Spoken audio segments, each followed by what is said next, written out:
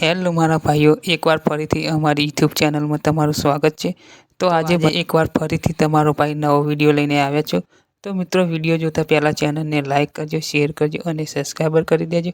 આજે આપણે વાત કરવાના છીએ વિક્રમ ઠાકોર અને મોનાલિસા વિશે। તો મિત્રો, વિક્રમ ઠાકોરે મોનાલીને પણ ઓફર કરી છે ગુજરાતી ફિલ્મોમાં કામ કરવા માટે હિરોઈન તરીકે। કેમ કે મિત્રો, વિક્રમ ઠાકોર હંગાત ઘણી બધી હિરોઈનો કામ કરી ચૂકી છે। મમતા સોની, પ્રાંજલ ભટ્ટ અને પ્રિનલ ઓબેરોય જેવી હિરોઈનો કામ કરી ચૂકી છે। અને મિત્રો, વિક્રમ ઠાકોર મોનાલીને ગુજરાતી ફિલ્મોમાં કામ કરવા માટે કેમ લાવે છે? તો મિત્રો, હમણાંથી ગુજરાતી ફિલ્મો ફ્લોપ જાય છે અને ચાલતા નથી। તેના માટે વિક્રમ ઠાકોર કોઈ નવી હિરોઈન લાવવા માગે છે। તો તેમની નજર આ વાયરલ થયેલી મોનાલિસા ઉપર પડી। કેમ કે મોનાલિસા વાયરલ થઈ છે એટલે પબ્લિક તેને બહુ વિડીયો જોવે છે, તેમના વિડીયોને લાઇક, શેર, સબસ્ક્રાઈબર કરે છે। તો મિત્રો, મોનાલિસા ગુજરાતી ફિલ્મોમાં કામ કરે કે હિન્દી ફિલ્મોમાં કામ કરે તે કોમેન્ટ કરીને બતાવજો। તો મિત્રો, હું તો માનું છું કે મોનાલી હિન્દી પિક્ચરમાં કામ કરે કે ગુજરાતી પિક્ચરમાં કામ કરે, પણ એ પિક્ચરમાં જ કામ કરે તો વધારે સારું।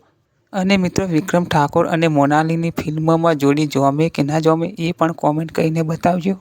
અને આ વિડીયોને આટલાથી એન્ડ કરીશું। હવે મળીશું કોઈ નવા વિડીયોમાં। તો મિત્રો, જાતા ચેનલને લાઇક કરજો, શેર કરજો અને જે કોઈ વિડીયોમાં નવા જોડાયા હોય તો ચેનલને સબસ્ક્રાઈબર કરજો।